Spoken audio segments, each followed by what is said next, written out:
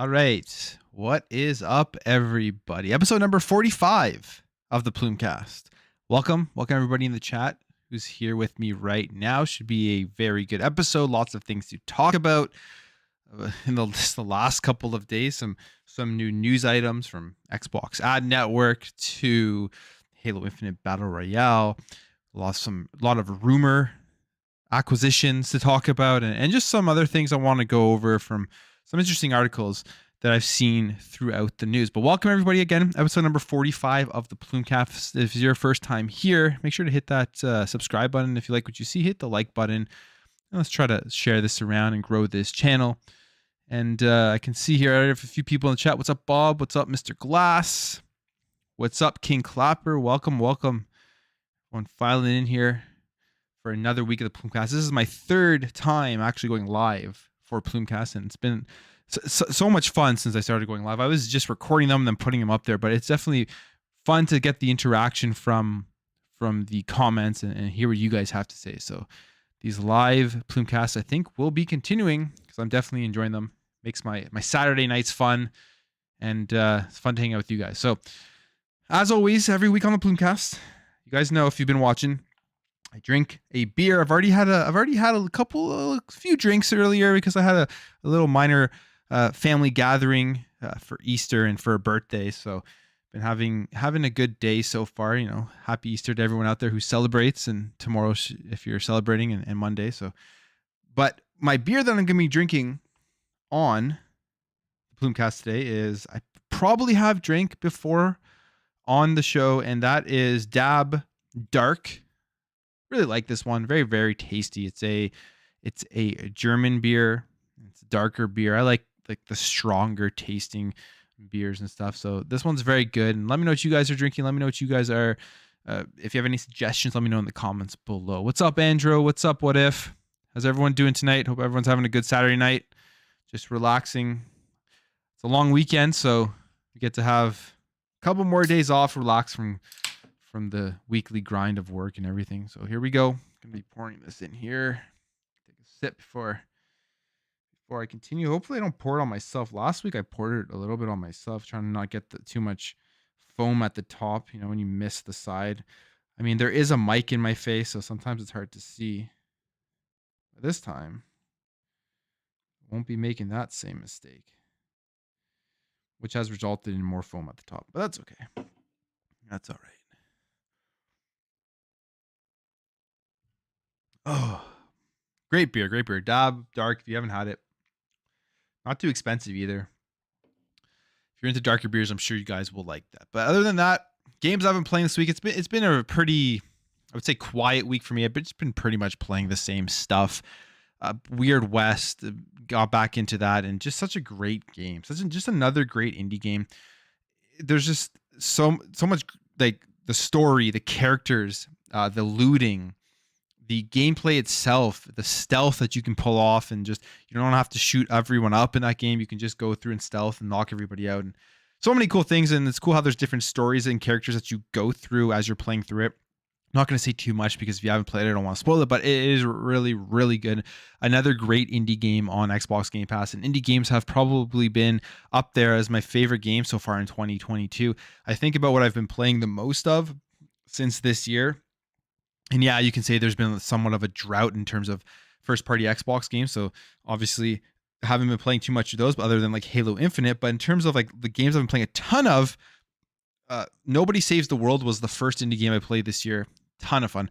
Tunic, I beat like 2 weeks ago or something. Probably a Game of the Year candidate for me. I would say, actually, it is a Game of the Year candidate for me. Definitely right now. And I don't see too many games coming out this year that will knock it out of like maybe a top 5 list. And Weird West. And I would say, honestly, I don't want to make the statement now because I haven't beaten it yet, but I would say there's a chance that Weird West could also be up there in my Game of the Year candidates once I'm done with it. So indie games, and I know some people just love to jump into AAA stuff, but they're indie games. There's so many good ones coming out, and I highly recommend checking out Weird West if you haven't. If you like RPGs and I guess Western simulation, they call it, with just like supernatural elements to it. What is up, Mr. J? Been playing Mass Effect Trilogy. It's great. I loved Mass Effect Trilogy. Played that when it came out last year. What's up, Gamer for Life? Happy Easter. Any more Vladdy? Yeah. Man, Vladdy has been insane. He's so good. 3 home runs against the Yankees the other day. Couldn't believe it after they stepped on his finger.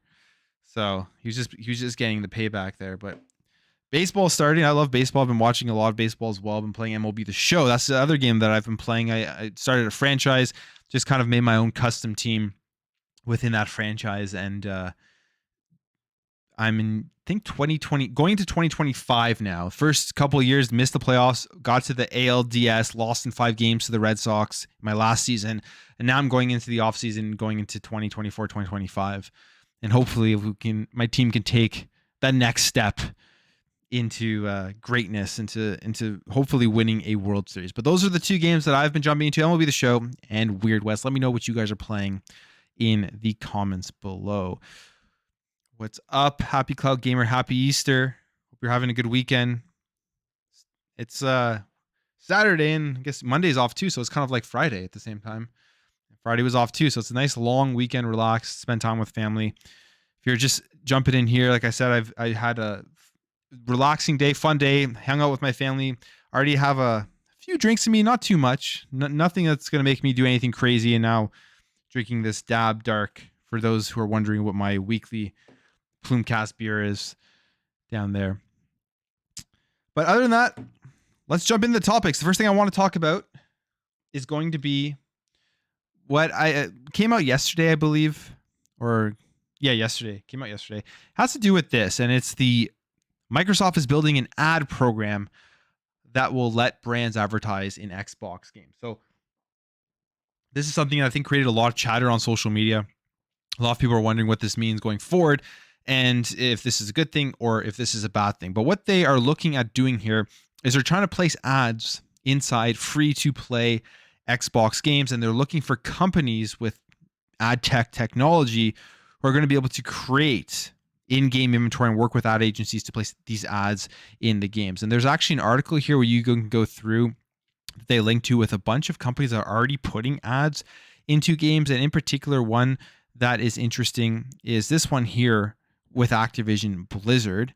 Activision Blizzard themselves actually have their own ad network, such as putting ads into Candy Crush. And we know when this whole deal went through with Candy Crush, or with Activision Blizzard, Candy Crush was such a huge acquisition for Xbox. I guess deal hasn't gone through yet, but you guys know what I mean. Candy Crush is such a big thing for them to get into the mobile network, and the amount of money and the amount of people that play that game is absolutely insane. And there are in-game ads in that. So they say here, in one deal, Pringles placed reward videos on Candy Crush to promote its chip flavors. The videos were followed by interactive ads that emulated Candy Crush and invited gamers to stack chips to create their own flavors. Activision Blizzard said the campaign resulted in a 1.3% click-through rate, which is nearly double the platform average without the additional interactive ad. And I mean, free-to-play game, mobile games, ads are very prevalent already. This isn't something that's anything new, something that we've seen for a very long time.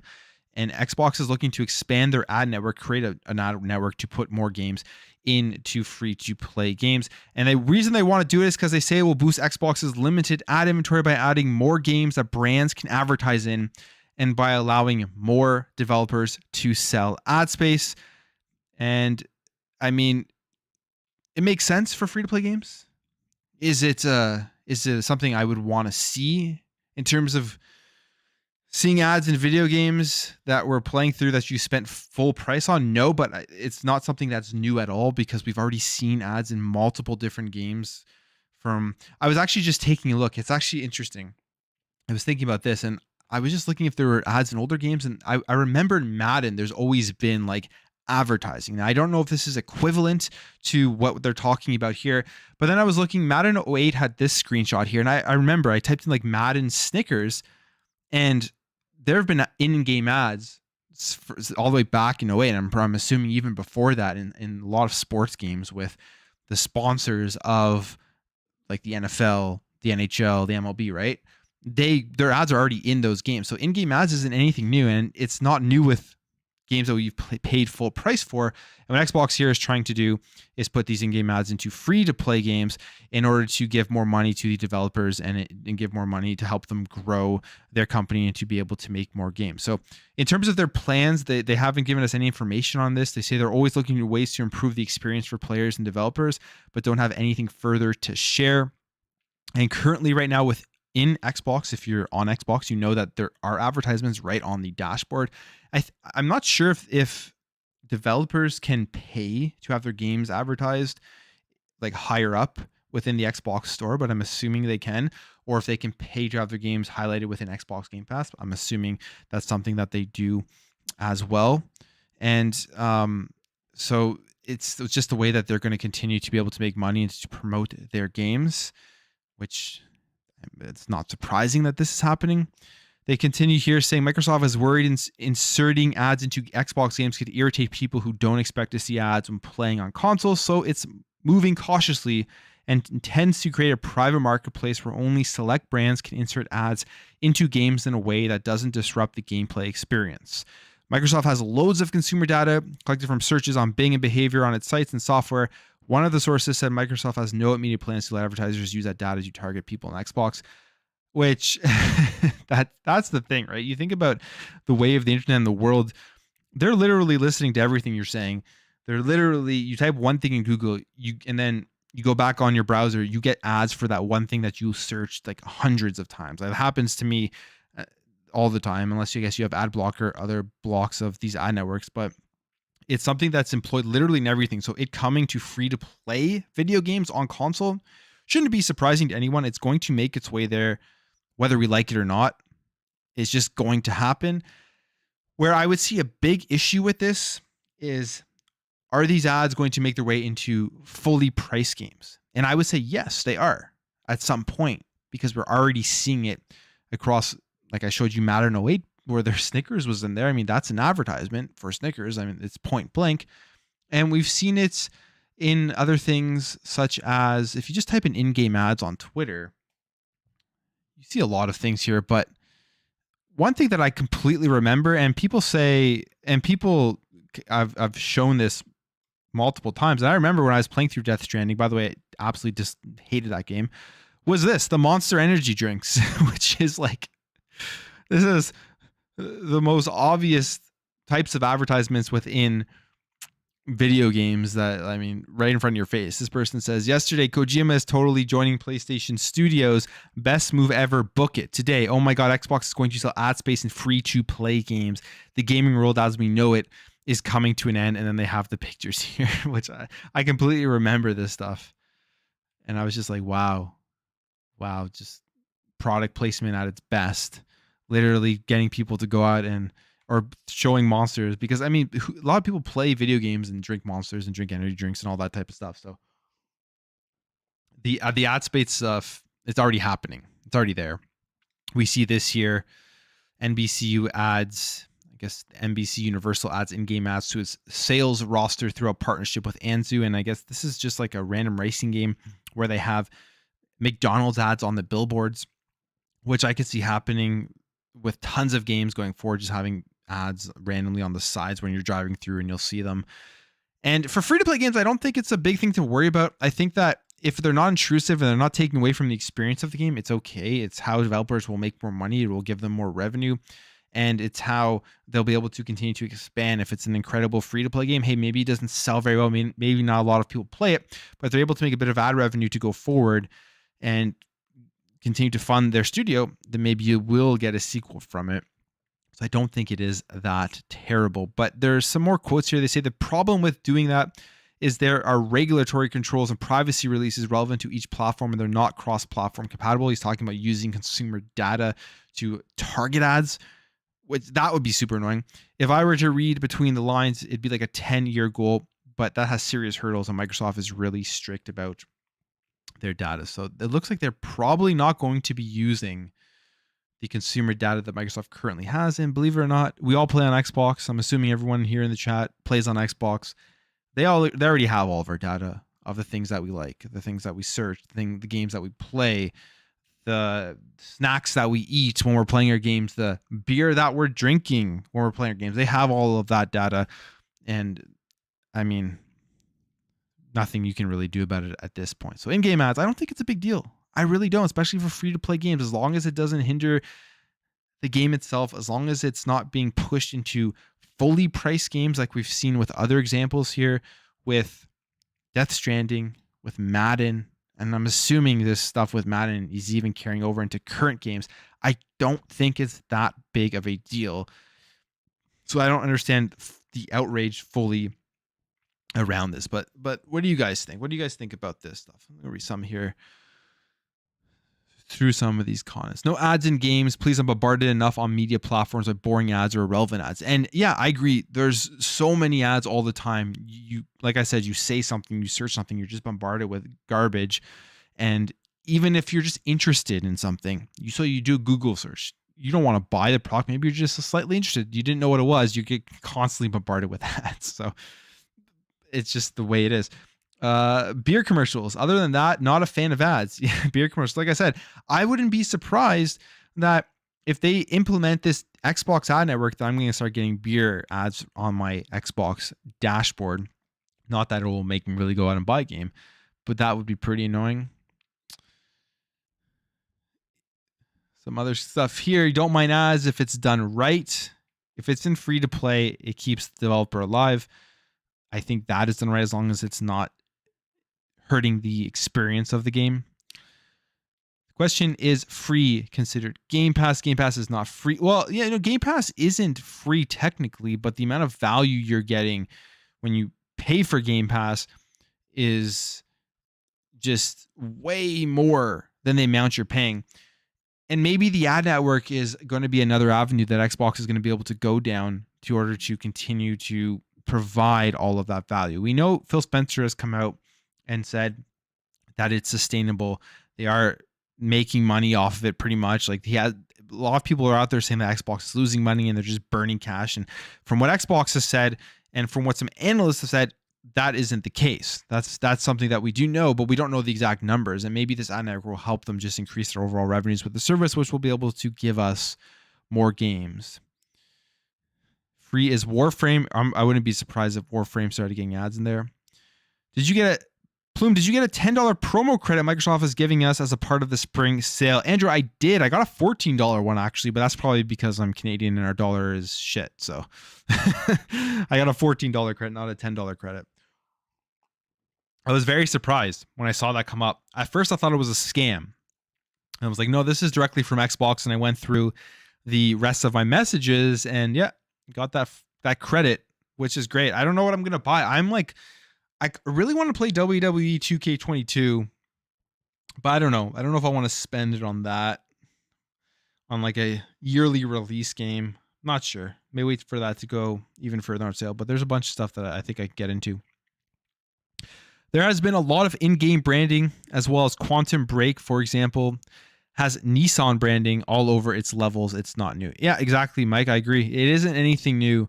And people who are like outraged about this or saying that this is something crazy and new and this shouldn't be happening, like if we go through Twitter, I'm sure we'll see some people talking about it. It isn't anything new. It's nothing to be too concerned about. It's nothing to be too upset about, especially because Xbox is pretty much saying they're only going to be doing this in their free-to-play games.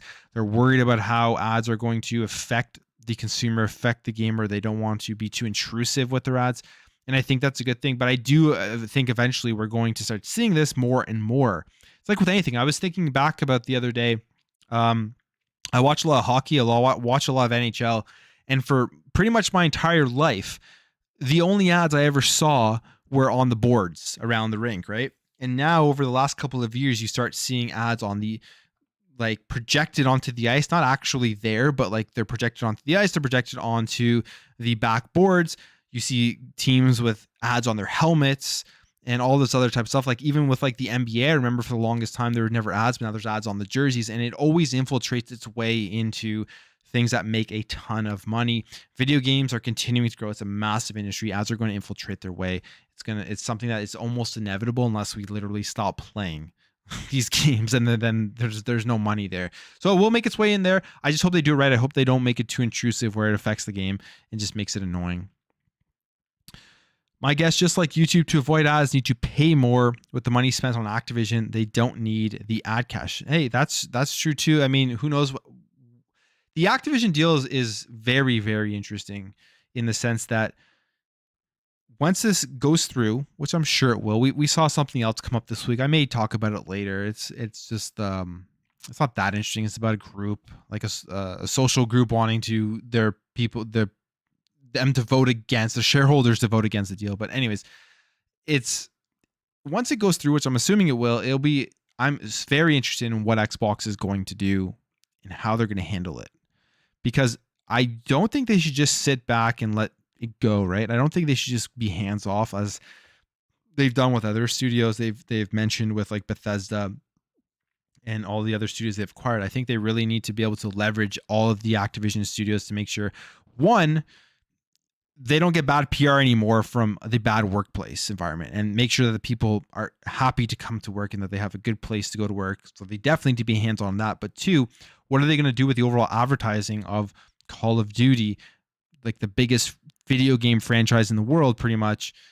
And how are they going to use that in terms of like selling the Series S, advertising on the box, advertising the 120 FPS, and trying to push that into people who only play Call of Duty or maybe only play Madden and Call of Duty. That's literally all they play every year. How are they going to advertise a console like the Series S, $299, 120 FPS that you can buy today, attach it to a 144 hertz monitor, and get up to 120 frames per second steady pretty much, or I don't know if it's dynamic or not, but just be able to compete online with those specs. And I think that's something that's going to be huge for Xbox. Like the advertising potential to push consoles with the Call of Duty and with even all the other franchises of Activision Blizzard is insane. So it'll be very interesting to see what they do with that. All right. Gyro sandwiches are amazing. They are, Bob. I have lots of gyro sandwiches here. In Canada, we have a lot of like shawarma shops everywhere. Like every corner, shawarma. You can get gyro. You can get chicken. We also have a lot of Greek. So I've had a lot of gyro sandwiches in my life. Hey, what's up, X1 the Gamer? Thank you for stopping by. Thanks for tuning in on Plumecast and for watching the channel for a long time. Really appreciate it. I'm gonna jump back into ESO. I played ESO way back in the day, and I haven't jumped in a while. No problem with ads as long as it doesn't impede my gameplay. I agree. As long as it doesn't impede gameplay, then I'm good. And honestly, if I'm paying full price for a game, I would like to see like pretty much no ads. If I'm paying $60 for a game, $70 for a game, whatever platform you're playing on, I would personally not like to see ads. But if I'm playing a free-to-play game, I can completely understand why ads are there, and I would not be upset about that. Okay, let's get into some rumors. Because we've talked enough about ads, but let's get into what's been going on this week. And there is some weird stuff on this Twitter thread, but let's get into what has been going on this week in terms of the rumors. Well, there's Halo, but we'll get into that later. Okay, so first of all, it's this. So Kojima, Xbox project, we heard about this like last year, that Kojima was working on a project exclusively for Xbox. We heard this from Jeff Grubb. He mentions in here in his GameSpeed article where he's talking about Abandoned and how people thought Abandoned was the secret Kojima game that Kojima was trolling, PlayStation was trolling, and he was going to come out and say, hey guys, this is the new, we got the Silent Hill IP, this is exclusive Silent Hill game for PlayStation and all this type of stuff, or an exclusive new Kojima game for PlayStation with Abandoned. And obviously we know now this isn't the case. I don't know if you guys watched the interview between, I forget his name, but the head of Blue Box and Colin Moriarty, and how basically it sounds like these guys pretty much used all their money on advertising. They're out of money. They have no idea what they're doing.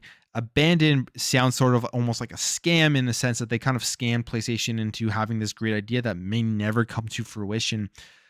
But we'll wait and see. So it has nothing to do with Kojima. And in this article, the biggest talking point that Jeff Grubb said was, the biggest piece of evidence I have that Abandoned is not a Kojima joint is that Kojima is in talks with Microsoft about publishing his next game, according to a source familiar with the matter. And yes, that statue on Phil Spencer's shelf was referencing a potential deal with the legendary developer. I cannot confirm if Xbox closed the deal yet, but my understanding is that Kojima is the focus of a Microsoft plan to tap into Japanese, excuse the burp, talent.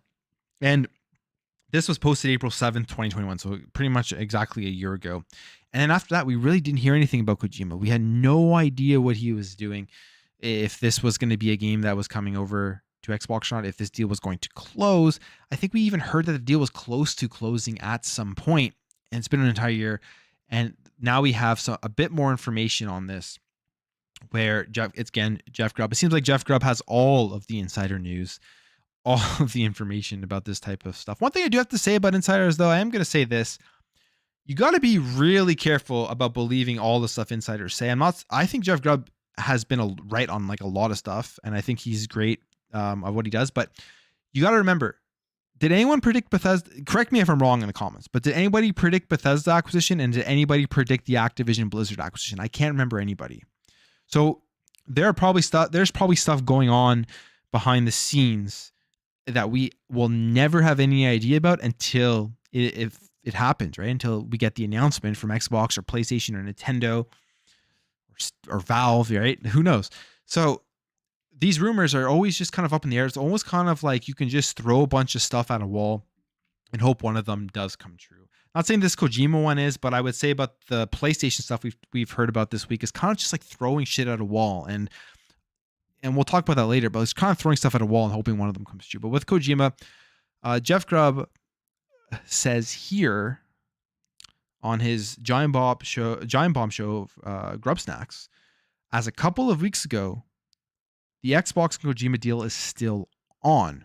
Then he goes on to say, this isn't based on the information I had last year. This is more recent than that. This is still on, which is, if you're believing what he's saying, this is good news. They're still in the works for something. I guess, I don't know why they wouldn't have closed the deal yet if it's been an entire year, but maybe Kojima is still kind of trying to come up with his idea.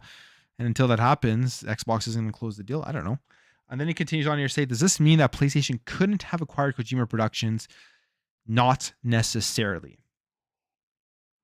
Which I think is a very important point, because that has been the main thing that PlayStation fans have been clamoring about all week is Kojima Productions. Well, Kojima Productions and From Software. Those are the two big ones they've been talking about.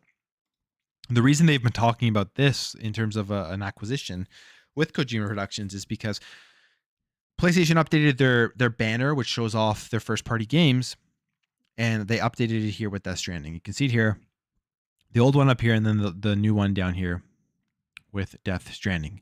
Now, this means absolutely nothing in terms of an acquisition because PlayStation owns that IP. So, of course, they're going to advertise it.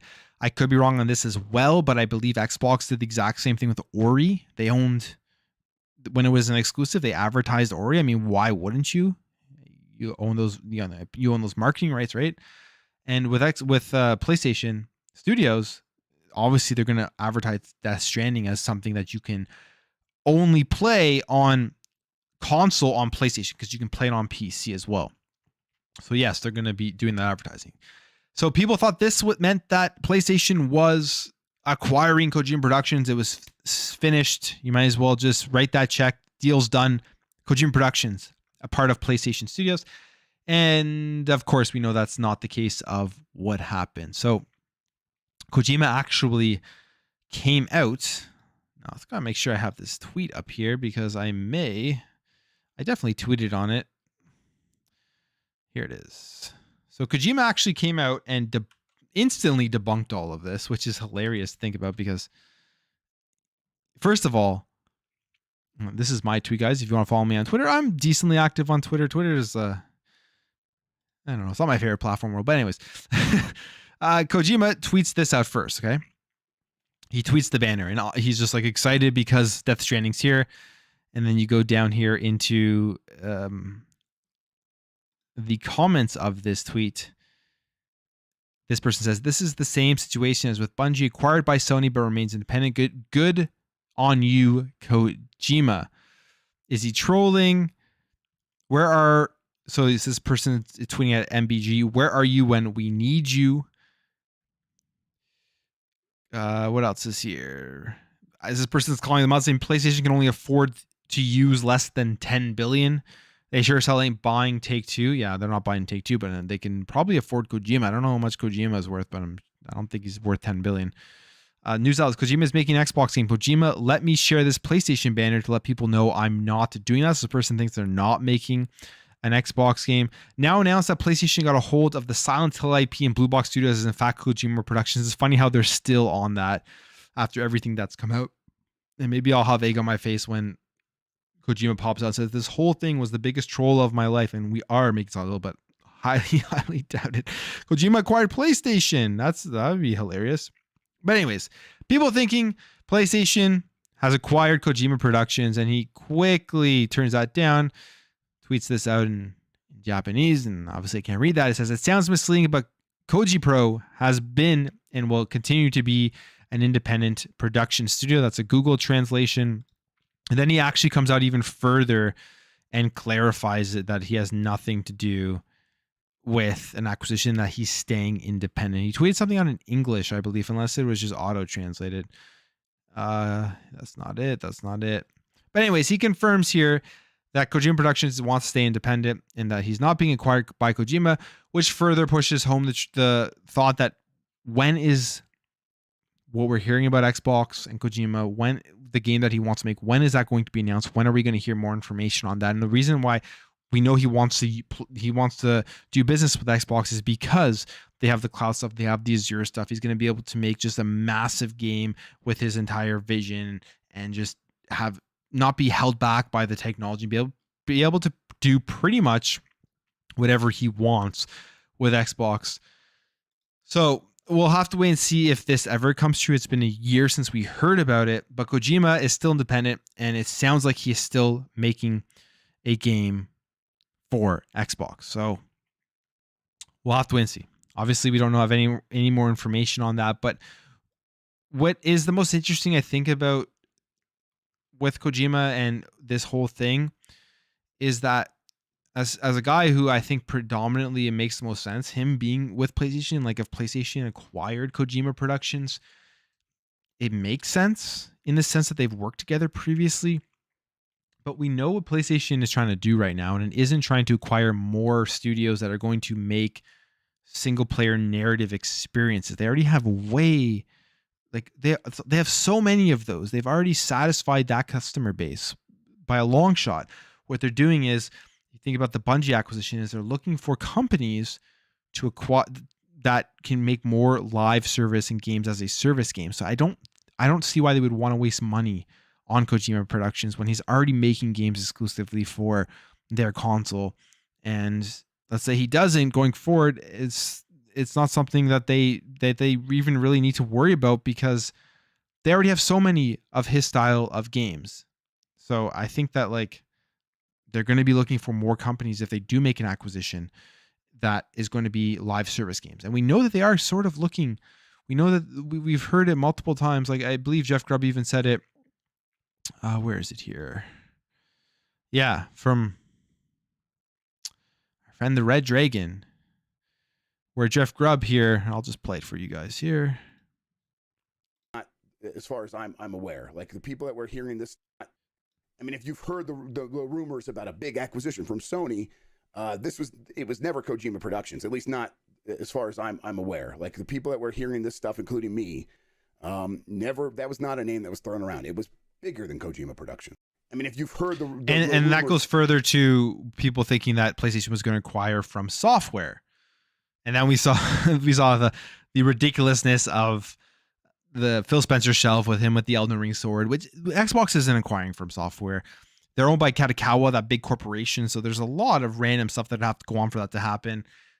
PlayStation, I think if there was a chance that they could do something with that, there's probably a bigger chance that they would. But there's so many other companies that PlayStation could acquire. I would be great, honestly, if somebody acquired Konami so they can get more of their games out there because they don't really make games anymore. But people were talking about Ubisoft here, and Ubisoft is worth so much money. I don't even know if PlayStation could, and I'm not sure. Don't quote me on that, but Ubisoft honestly would make a ton of sense if PlayStation were to do anything with that, just because they're looking for more live service games. And we know Ubisoft is going really along the live service format with like Assassin's Creed and all the other stuff that they're releasing. So that would help them a lot. But we also know Ubisoft is doing that deal with Xbox, with putting Uplay or Uplay Plus into Ubisoft Plus, whatever it's called, into being able to access it on Xbox. So there's just so much stuff. We'll never know about any of these acquisitions. At the end of the day, like I said, all of these insiders, they just throw a bunch of stuff at the wall. They get some stuff right. They get some stuff wrong. I'm sure they have contacts that feed them information. It's probably very hard for them to filter through all of the good information that they need to report and then all of the bullshit information that they get. So I'm sure they get a bunch of both. But again, like I said, with acquisitions, think about what happened with Bethesda. Think about what happened with Activision Blizzard. Who predicted any of those? No one, right? Correct me if I'm wrong in the comments, but I do not believe anybody did. And those were the two biggest acquisitions. Did anybody predict Bungie? I don't remember anybody predicting Bungie. So all of these acquisition talks and all these rumors that we hear, nobody really knows, and we're not going to hear until they are actually complete and we get the announcement. All right, let's go through the comments here. All right, guys. All right. See what you guys have to think and say about this stuff here. Will Xbox buy more studios after the Activision deal? I personally, my thoughts on this is that Xbox, I think, will be a very long time before they go out and purchase anything big. I think if they're going to purchase a studio, it's going to be a smaller studio, a studio that they've worked with for a long time, such as Certain Affinity, which we know are working on Halo, which will be the thing we talk about next. And I think that that would be it. But I don't think they're going to go out and do anything big for a decent amount of time. And my thought on that is that, like, why? Why do they need to go? I know a lot of people love acquisitions. I know a lot of people want to see more acquisitions. And honestly, it's exciting. I'm not going to sit here and lie and say that I don't like to see it. Like, I like to see it in the sense that it's hype and everyone talks about it, and I can make videos and we all get excited about what's going on. But do I think Xbox needs to go out and acquire anybody else? I personally do not. And the reason I say that is because they have so many studios right now. Like, we just look at this, right? Look at this. Like, look at all the games that they have that are either out, being worked on, or unannounced, and all the studios that they have to put out games that we haven't yet to see it, right? Like, it's just insane, the amount of studios and the amount of IPs that they're going to be able to work on. And then you add Activision Blizzard into that. I think what Xbox just needs to do, because we've seen reports come out over the last couple of months about Undead Labs, the Initiative, and there are negative reports, although I don't think there's too much to that. I think that's just journalism and people trying to, get the scoop and trying to make everything look bad and have all the fake outrage and all that crap that happens. But obviously there is something going on that's that are making people speak up about whatever's happening, where it makes it look like Xbox isn't doing a good job of managing all of these studios. And am I saying that's what's happening? No, what I'm saying is just like, that's the perception that a lot of people are going to have when all of these articles keep coming out about the studios under them. So I think Xbox needs to do is they need to kind of take a step back and just realize that we can be hands off. Like Bethesda, obviously, I think you can be hands off with Bethesda. I don't think you need to do anything with Bethesda. Todd Howard knows what he's doing. They've been doing it forever. They're probably the best Western RPGs, if not some of the best Western RPGs in all of video games. But with other studios that are starting up and new, there needs to be some sort of direction. They need to make sure that games are moving. They're not just stuck in like the idea stage, and that they do get to that point. This is the main thing they need to do right now, is get to the point where we're getting first party Xbox games on Xbox Game Pass every 3 to 4 months consistently. Like, you should be able to sign up to Game Pass and know, hey, we're going to have we're going to have these 3 or 4 games this year to play. This is where they're going to be coming out. And I can look forward to that. And in between, we're going to be getting Game Pass games announced every month that I can just like take out my time until we get to that big game that I want to play. And like all the indie games, which are great, right? And until they get to that point, I think that's what they need to focus on. So I don't think they're going to go hard on big acquisitions, but they may go they may go acquire smaller studios that they're working with, like with certain affinity, which we'll talk about when we talk about Halo. I know it was a long-winded answer, but that's kind of what I think about it. I know people want to see acquisitions, but I just don't think they need it right now. You know, I just don't think they need it. What's up, Seldy? Welcome. What's up, Happy Call Gamer? Oh, I already said hi to you, but Norway, that's cool. Got UK and Norway in here. That's awesome. Oh my God, he even tweeted it himself. None of the PlayStation fanboys bothered to translate it and said Sony and Kojima. Yeah, I got a comment on one of my videos and it was just hilarious. And I didn't even reply. I don't really ever reply to trolls or the people who, because you know what? Yeah, I prefer Xbox, but I like to report the news. I like to talk about everything as much as I can. I don't think I'm like insanely biased in what I talk about. I give you the news and I give you my opinions. These are my real opinions, but they're like saying, "Oh, Kojima was going to get." Sony was going to get Kojima, and I'm just like, he literally just tweeted out that's not happening. So unless he's just straight up lying, which he could be, you never know. But anyways, I think Kojima will go solo and not be part of a company, but make deals no brainer in my opinion. Yeah, I think that's what's going to happen because we know what happened with Konami, right? Like he was restricted by them. He left in a bad way. Why would he want to be under the hand of a big corporation again? The guy he has so many ideas. And I don't even like Kojima that much. I'll be completely honest. I'm not like a Kojima fan. I like some of the Metal Gear games. I thought Death Stranding was one of the most overblown, hyped game in the history of video games, honestly. Like I was hyped for it. I pre-ordered it. I got it. I got 10, 15 hours in and I was just like, man, this game sucks. It just sucks. I don't care what anybody says. I don't care with like the concept is that he's going for that, like you have to be a certain IQ to understand Death Stranding. Like that's the things people were saying, but it was a boring ass game. And if games aren't fun, they aren't good. That's my final take on Death Stranding. So, but I think he definitely is very creative and comes up with just wild stuff. Like you think of some of the Metal Gear stories and they're insane. They're really good. Looking forward to see the game he's making for Xbox. Me too. I want people to expand on this rumor more. Because it's like, we've been hearing about it for a year and all we're hearing is Jeff Grubb saying, oh yeah, it's still going on. But what does that mean, right? What does that mean? Great point. Both of those acquisitions came out of nowhere. Yeah.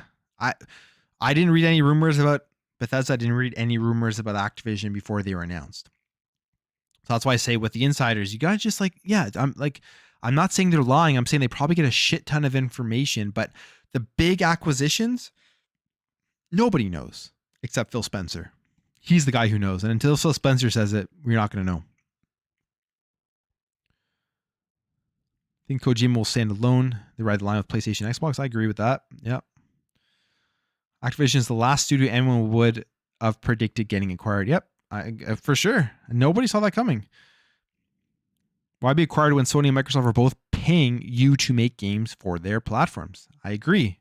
There's no point for him to be acquired. You think Take-Two is next from? Interesting. So I thought when they updated it, of course you're going to add it because it's an exclusive game for system. Yeah, and I looked up, I believe they have the IP rights to it. So which makes them more reasons why PlayStation would add it there.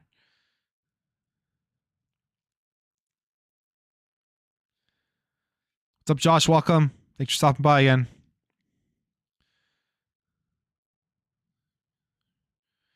Bigger than Kojima Productions doesn't mean it's a publisher that people are speculating.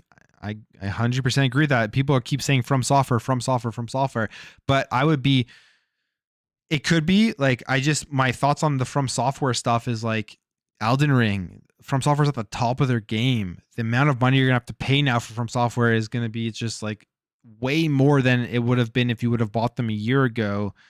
So if they were gonna consider buying From Software, a company that made Bloodborne exclusive for PlayStation. Why didn't they do it back then, right?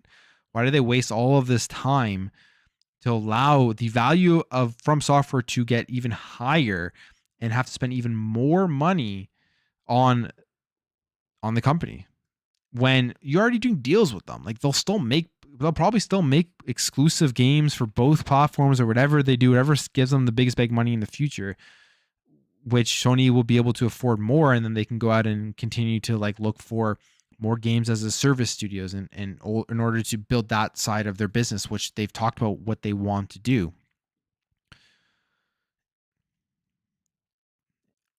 Didn't a partnership between Sony and Honda happen? I'm not sure. I was gonna read that, but it's Bob trolling as usual. I welcome the troll, Bob. I laugh at some of the stuff you say here. Tencent seems to be able to buy a studio nearly every week. yeah, that's true for sure. Capcom, man, that would be massive, I think, for a lot of people, because Capcom has some great games. Again, they've done stuff with both, right? Like, I don't know. I hope not Capcom, unless they buy them and then Capcom, unless they keep Capcom multi-platform. Sony bought Capcom. No, they didn't. You're lying to me. First of all, it's Saturday. Second of all, it's Easter weekend. There's no way any announcements are getting done today, or until like for a while. So you're lying. Personally, I like seeing Xbox get them because Sony will 100% make them exclusive, locking people out and force people to buy a PlayStation. Yeah, that's the one thing. Like, I tweeted this out. Tweeted this out this morning, and this shows just how Xbox is the best for gamers. It's not even close. Like, look at this. I'm playing this morning. My wife was playing some weird game on my Xbox downstairs. It's just like, okay, well, she wants me to hang out with her. I want to go upstairs. I want to play my Series S while she's playing downstairs. She's like, she wanted me to hang out with her. I'm like, okay, whatever. I'll hang out with you. So I open up this old MacBook, load up a browser, launch Xbox Cloud Gaming, connect a PS5 controller, and I'm playing Xbox with a PS5 controller through a MacBook. Like, I think it's like a 2014 or 2015 MacBook. Like, how incredible is this, right? And we're in a time that you can do this, that you can do all of this stuff and just play whatever you want, wherever you want, with whatever controller you want. It's incredible. Like, Xbox is the best for gamers. I think it's the best for gamers. It's not even close. It's not even comparable when you think about the variety and just the ability to play whatever you want, wherever you want, pretty much.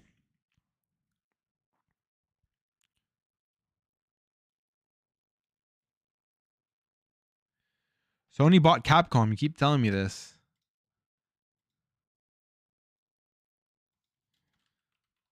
You're lying, Bob.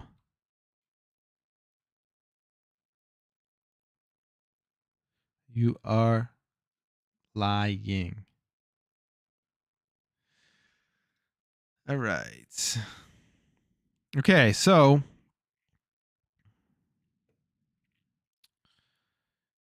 insiders make many rumors, and sometimes they are right and sometimes they are wrong, but some insiders will apologize for why they are wrong and some not. And yeah, I think the thing with insiders is that, like I mentioned, is that they probably get so much information that it's a lot of stuff to have to like filter through, and they know a lot of it is just garbage, people trying to make them believe things or make them look bad or whatever. And sometimes those that are trying to make them look bad will filter through into something that they report, and then it turns out wrong. But at the same time, I also think that like no insider is really going to ever know about any of these big deals. They're going to throw a bunch of stuff at a wall and then hope one of them sticks based off of the information that they hear from credible sources. But even these credible sources, like nobody leaked Activision, nobody leaked Bethesda. You know what I mean? Because deals that big that are going on, there's probably a very small select few of people that know about this. There's probably Phil Spencer and Todd Howard, and then maybe like Nadella and I don't know, another person at Bethesda. That's probably literally it who knew about this. So unless someone's going in there and seeing Phil Spencer's emails and listening to his phone calls, I don't think anybody would have known about that.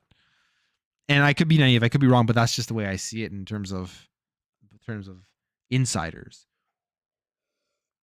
Because I'd assume insiders are getting information from much lower level people in these companies who wouldn't know about these massive deals. But let's move on. Let's move on here. Let's move on to Halo. Because we got a lot of Halo information.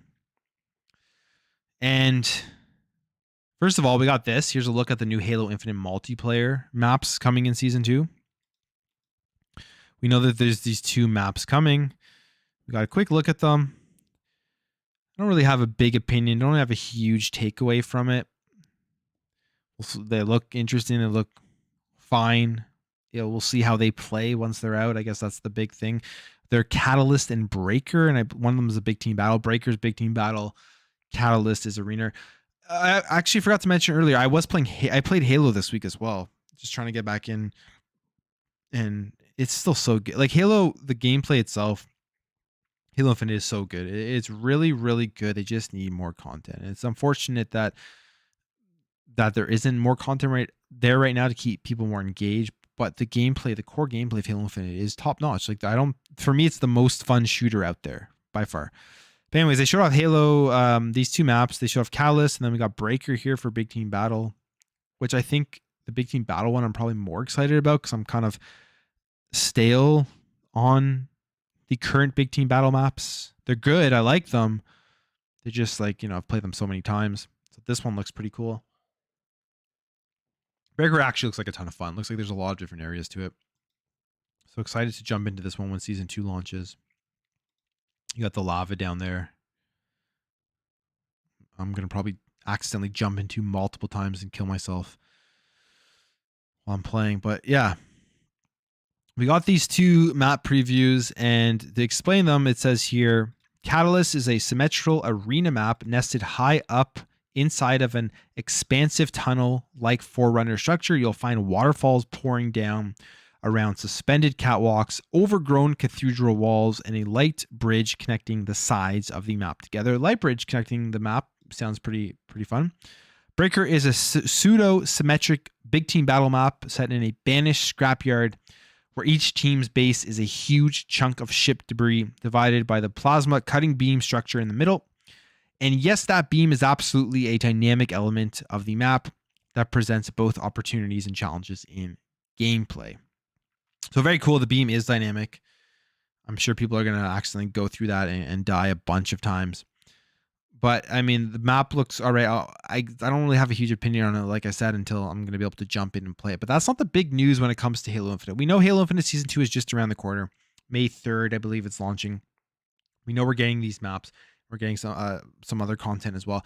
The one thing people have been continuously talking about with Halo Infinite is a Battle Royale game going to be making its way to Halo? And I believe they tweeted out way earlier that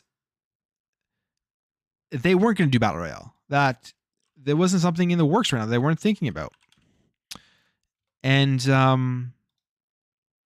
that doesn't seem to be the case from all the rumors that we have seen so far about Battle Royale. So Jez Corden was the first to give the details on it, and it has to do with Certain Affinity. We know Certain Affinity came out last week and said that they are officially working on Halo, which isn't a surprise. They've worked on previous Halos. They've worked on multiple things. They've even worked on previous Call of Duties, which is why when we talk about acquisitions, I think that if there is another acquisition coming from Xbox, is going to be Certain Affinity. It just makes the most sense, especially now with the Activision Blizzard deal. It's just another game that they've previously worked on.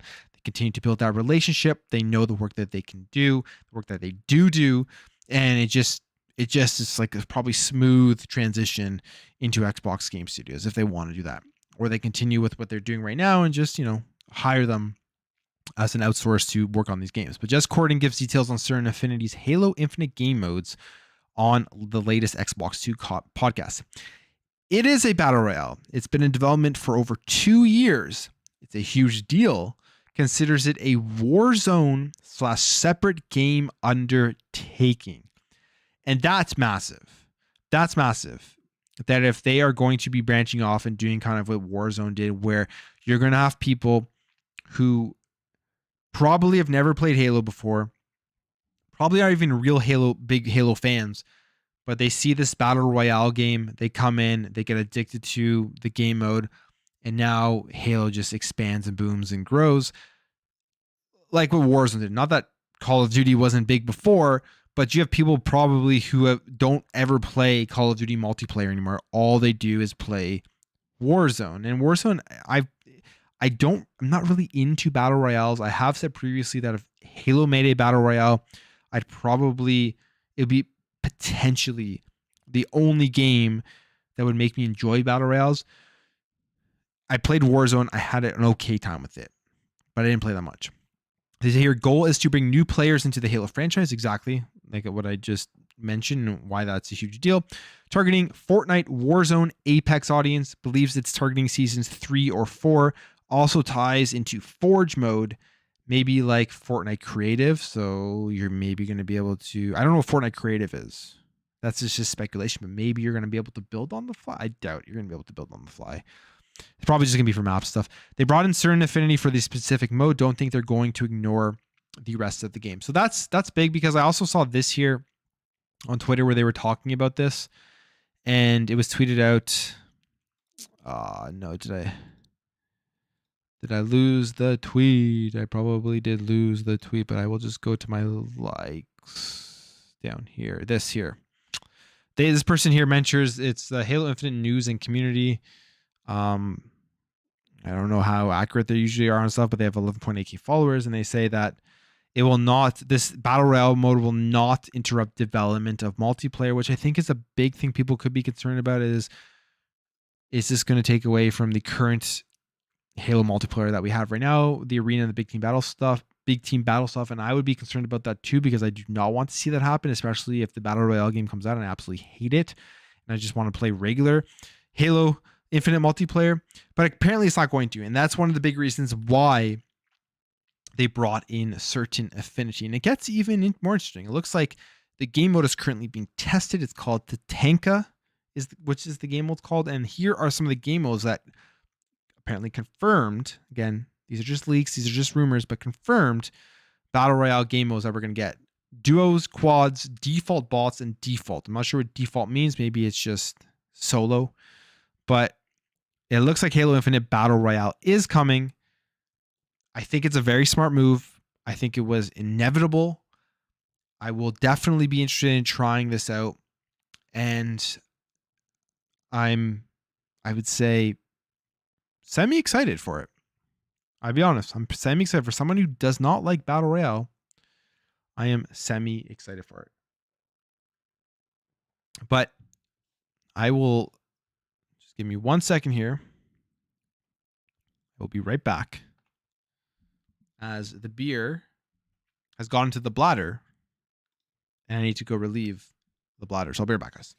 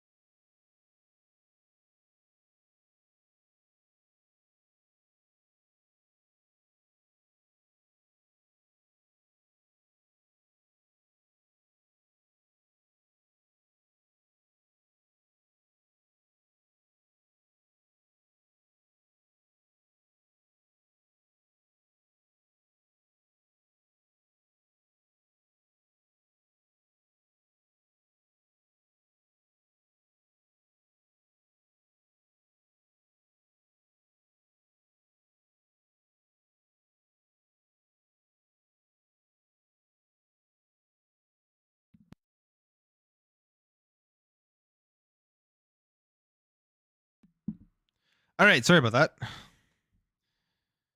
I'm back.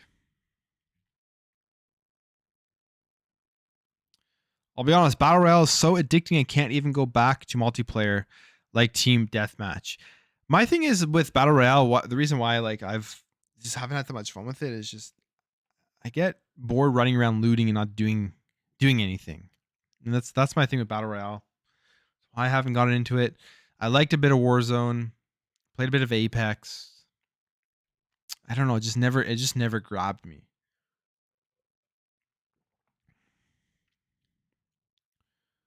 So is there going to be some huge map? I expect Scarabs. Apparently it is going to be a very, very big map. They are actually already in testing of the game mode itself. And yeah, I hope it's a huge map, and I hope they have all of these vehicles that we haven't seen yet in the multiplayer. They'd be very, very smart. And I think it will bring in a lot of people. And that's the thing. People love to watch that on streaming too. Like, it's a big thing with Halo Infinite is if we go over to like Twitch,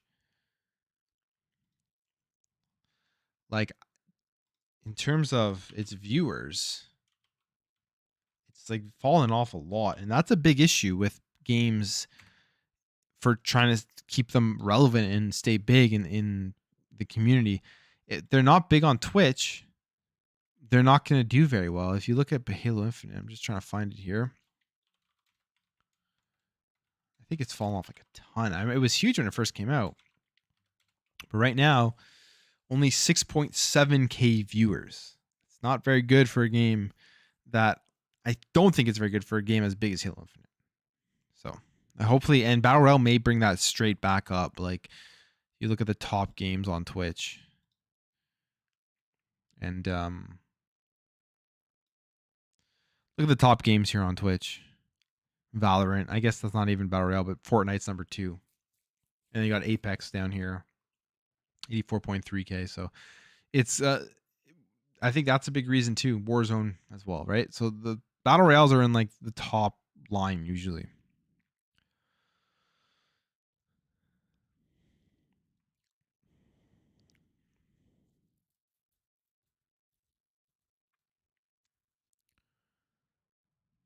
I feel like give us more story in Halo. That's what I've been waiting for. We haven't heard any updates on the single player stuff. What we're getting in season 2, and that's what I want. I want more single player content. I want to be able to just do the basic thing of being able to load any mission. That's not even available. You can't even select a mission yet, which is unfortunate. Halo needs to be Battle Royale to regain the players. Yeah, I kind of agree with that. I'll be completely honest. I think it does. The game is great. That's the thing. People who are still playing it, it's incredible in terms of its mechanics and everything. But it's lost players, and they need something big, something huge that everyone's talking about in order to bring them back. BR has become a standard game mode now. It's the state of multiplayer shooters. It's too bad the Halo community doesn't respond well to changes. Yeah, they don't. One of the things I do find within the Halo community, which has good reasons, but also I kind of think is a little bit ridiculous, is that there's people that are just split between like they'll hate anything 343 does because they're just only Bungie. Like they won't let go that Bungie doesn't make Halo anymore. And I would say 343 has made some of the best Halo multiplayers. Like Halo 5 multiplayer was incredible. Yeah, single player wasn't good. But Halo Infinite, I would say, is up there one of the best Halo games ever as a total package. I really enjoyed the single player. And I think multiplayer, if they add more content, they can finally flesh it out. It could be the best multiplayer that we've gotten. 343 got a lot of backlash for trying to move Halo forward in 4 and 5. And I think it really hurt the franchise because they're too concerned about not offending the hardcore fans. Yeah, that's definitely part of it. It's definitely part of it. They do not want to offend the hardcore fans. I mean, look at the Halo TV show, right? And I'm one of those fans that does not like the Halo TV show. I watched the first episode. I stopped after that. Maybe I didn't give it enough of a chance, but I really just didn't like the first episode. I didn't like all the random changes they made. I didn't like the stuff leading up to the first episode where they're like, yeah, we didn't really play the game or whatever. And then their excuse is that it's not canon. It's just its own thing. And I'm just like, I mean, Halo is such a beloved franchise by so many people. You're making a TV show. I think you should be making it for the fans as a big part of it. Like that should be one of the main things you're doing is you're looking at the game, you're looking at the history of it, you're looking at the legacy of the franchise and giving a show to the people that have supported the franchise from the beginning so that they get this piece of art that they've been wanting for a long time. And they didn't do that. And I'm honestly, after the first episode, I kind of dropped off. And maybe I'm one of those fans that they don't want to offend. I wasn't offended. I just didn't like it. So I stopped watching it. I couldn't care less that they're doing it. Good for them, but I'm just not going to watch it. But yeah, that's Halo Infinite. Let's move over here to what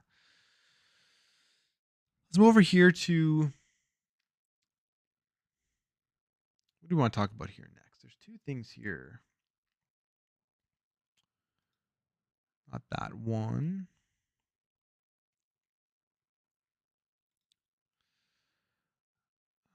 Where is this?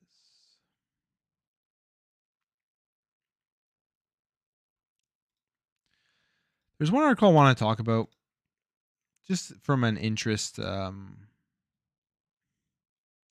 of view, and it has to do with, is Xbox going to be making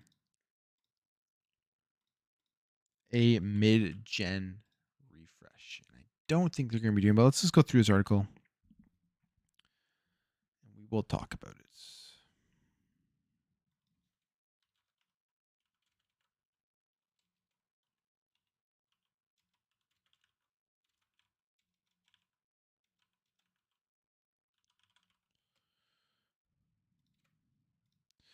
So as we know right now, what we've talked about over last week or so is chip shortages, and the deal that we've heard that Xbox has kind of prioritized with AMD is that they get more chips, and a rumor was that they made a deal. They spent more money in order to get more chips, in order to make more consoles, in order to push their Series X and Series S into more stores, which would increase sales. We know that Xbox has won March. We know that they won February pretty much. And I wouldn't be surprised if they win April and maybe even May. Who knows?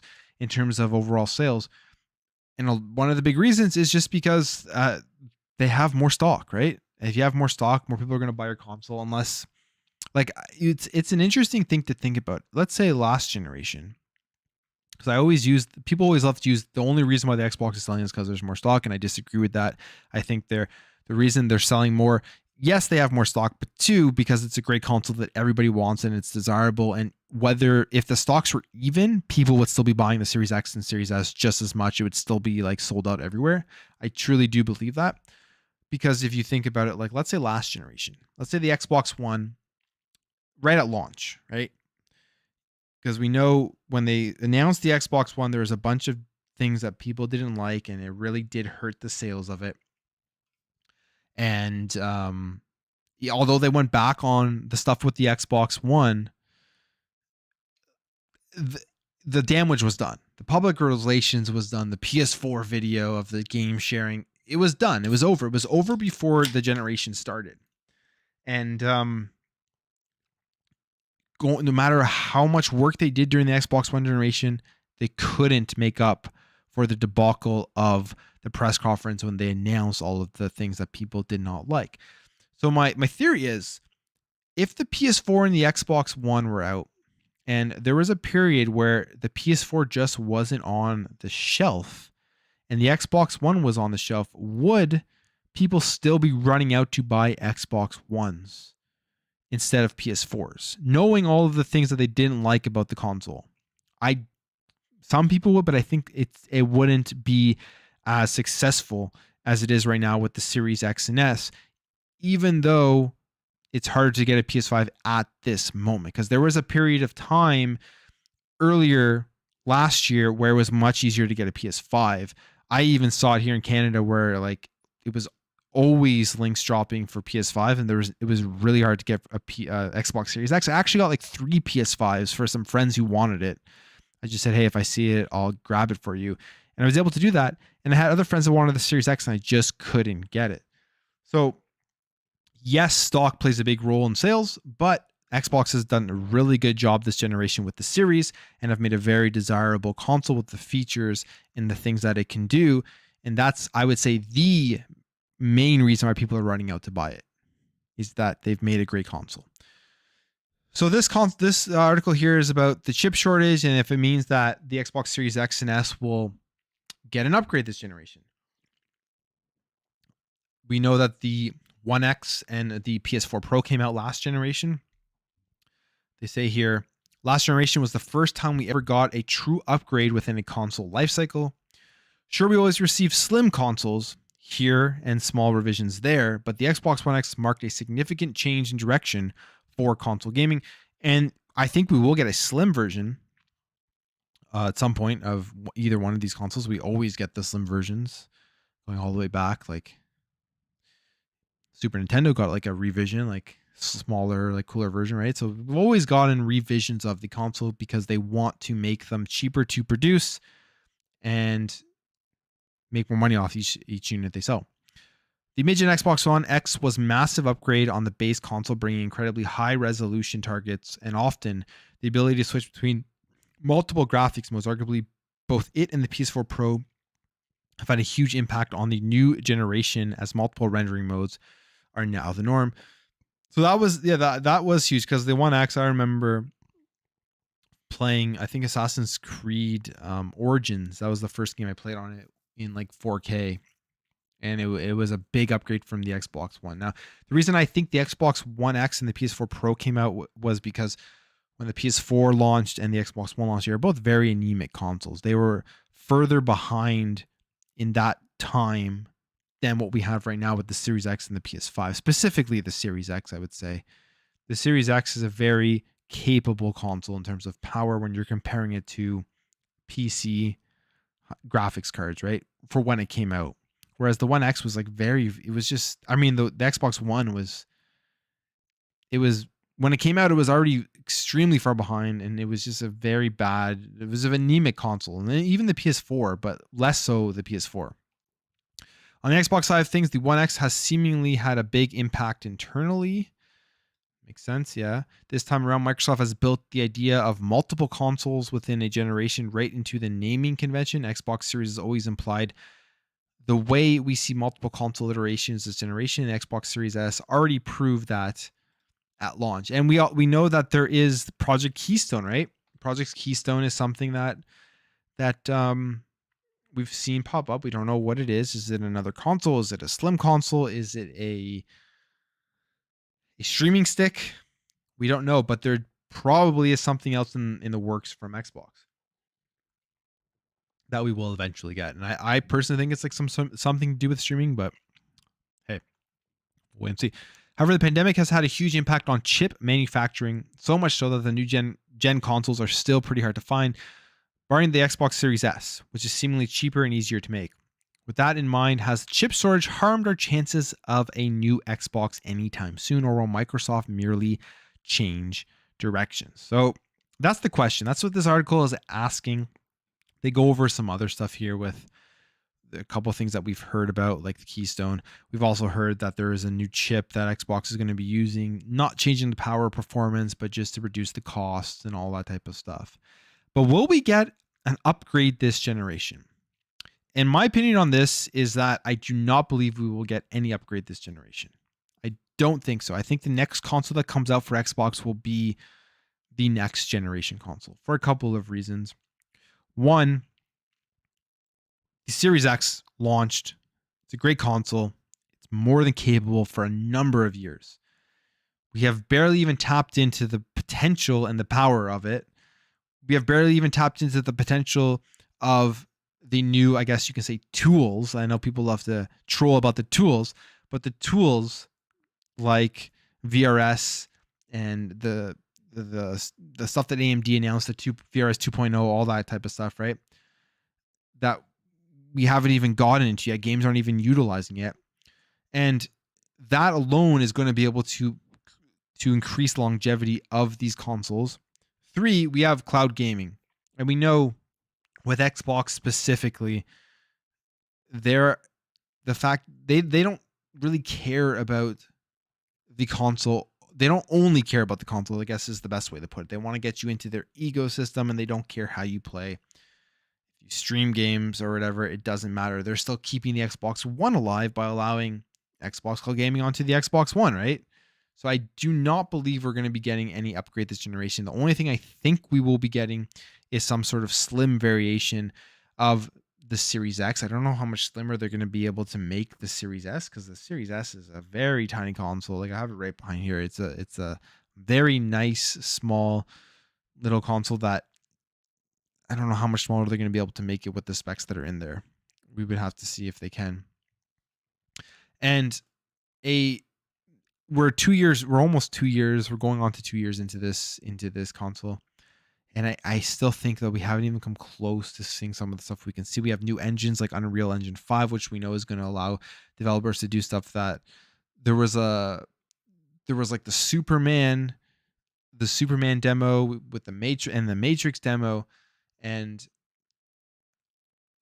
if we haven't even started to see that stuff yet, and we know that those types of games are coming over to the Series X, to the Series S, I don't believe we will see any sort of mid-generation upgrade. I think this, and I've had this opinion since the beginning of it, since they announced the Series X, they're going to push this console for this entire generation.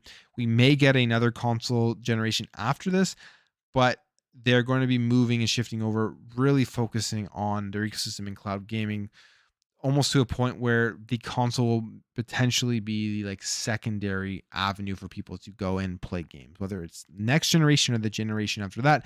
That's kind of the way that the industry, I think, is going. But I mean, you never know. I mean, the One X completely turned around the Xbox One generation, completely turned it around. It was the beginning of where we are today, with Phil Spencer and his vision, and with Game Pass and everything, and it was where you could see Xbox knew that they had to kind of throw away the Xbox generation and kind of start from scratch. What do you guys think about this?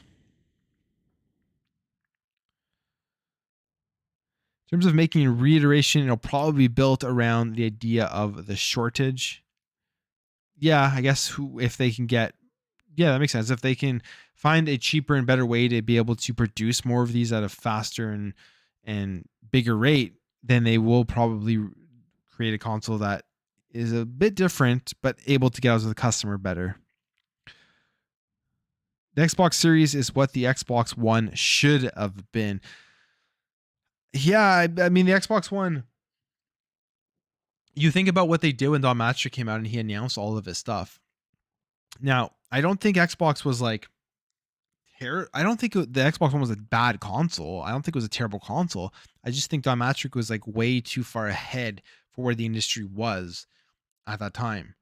And like, you look at the technologies that he wanted to push with that, with like even Snap. Remember Snap on the Xbox One, where you could just like talk to your Kinect and just like snap something on the side? That's actually a really cool feature that I think a lot of people wanted back. And that was one of the things that they really showed off with the Xbox One, which is really cool, but it was kind of too far ahead for its time. And for like, it didn't work that well all the time, especially with the power of the Xbox One. And you think about like voice control with the Kinect. A lot of people dislike that. Me personally, I didn't like it back in 2013 when it came out. But think about how you control your life right now with like OK Google, whatever it's called, Alexa, all that stuff. What Xbox was trying to do back in 2013, everyone's doing now anyway. So I think they were just ahead of their time, and which made the console fail. And Xbox has always sort of been ahead of their time. You think about the OG Xbox One, they had the hard drive in it. PS2 didn't have a hard drive. It had like memory cards. The GameCube didn't have a hard drive. Again, they're pushing memory cards on you. The hard drive was great. Xbox Live, right? The PS2 and the GameCube's online services were garbage compared to Xbox Live. You look at 360, you look at like achievements, you look at your friends list, parties, all that type of stuff. They created all the stuff that we have in gaming now, and they were always ahead and they were always first. And some of the things that they were ahead with stuck and were really good. And then the Xbox One was one of those things that they were trying to get ahead with, and it just failed.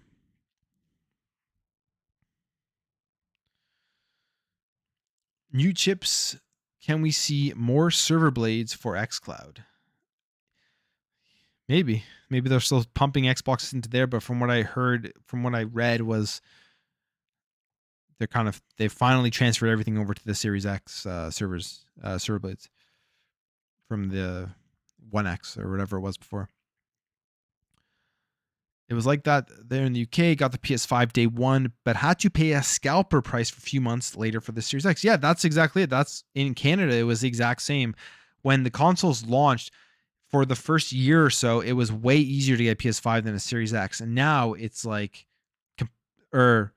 now it's reversed. Now in Canada, it's like it's easier. I see more Xbox Series X links pop up, and it's harder to get a PS5. So it looks like PS5 just kind of really went hard at the beginning to get as many people into their console as possible. Whereas Xbox is like, hey, we don't have to push as hard at the beginning because we have the ecosystem. We know people are still going to be playing on Xbox One, and we know people are still going to be playing on the cloud. So as long as they're subscribed and they're still tapped into our ecosystem, we can kind of take our time and not worry too much about the chip shortage. And then we'll get back on pushing more hardware once we get prioritized with the chips. I don't know. But it's a smart business strategy for sure. Hollywood doesn't like being held down by books and games. They always want to put their own spin on things. Yeah, they do. They do. I'll just leave it at that. Because, man, their spins sometimes are not very good. I'm not a big fan. I'm not going to lie. I used to use my Kinect all the time. Yeah, a lot of people did. I think a lot of people who got the Xbox One at launch probably used the shit out of their Kinect. And the Kinect isn't connected technology in like so many things now too. So Kinect isn't dead. It's just not an Xbox anymore, right? Snap and Upload Studios were amazing features. Yeah, they were on Xbox One. I mean, those are great features back then. The DVR stuff now on the Series X is pretty questionable. There are a lot of things Xbox One did that were good. People just don't think about, and they just throw out right away because the console just, I would say, essentially failed as a generation. But a lot of things that were very good, a lot of things that they were ahead of their time with that the customers just weren't ready for. That might be the way I see it. Even me, like when the Xbox One came out, and I was a 360 gamer through and through. Like I loved 360. I had all consoles, but 360 was my go-to.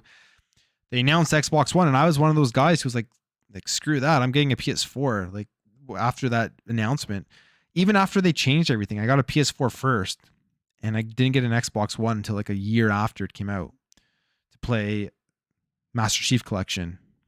So they even had Lost Me back then at the beginning. For Battlefield 4, the current system has a bunch of features meant to make graphics processing more efficient, and it's not fully utilized yet. Once games start taking advantage of them, it will feel like an upgrade. Yeah, I agree with that, and that's why I don't think we will see a mid-gen upgrade like we saw with the Xbox One X with the power and all that type of stuff.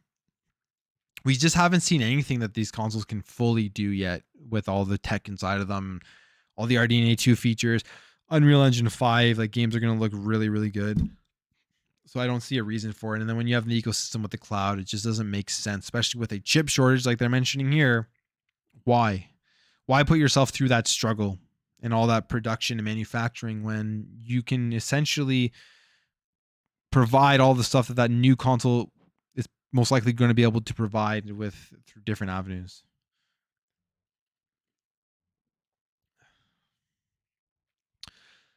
But yeah, I mean, pretty much it for me, guys. That's all I want to really talk about this week on the Plumecast. It's been transition to this here. It's been an interesting week. We'll see what happens with any of these acquisition rumors. I don't think anything's going to come out anytime soon. We're hearing more about the ongoing issues with like the Activision Blizzard and people trying to vote against it. So maybe we'll hear more information about that.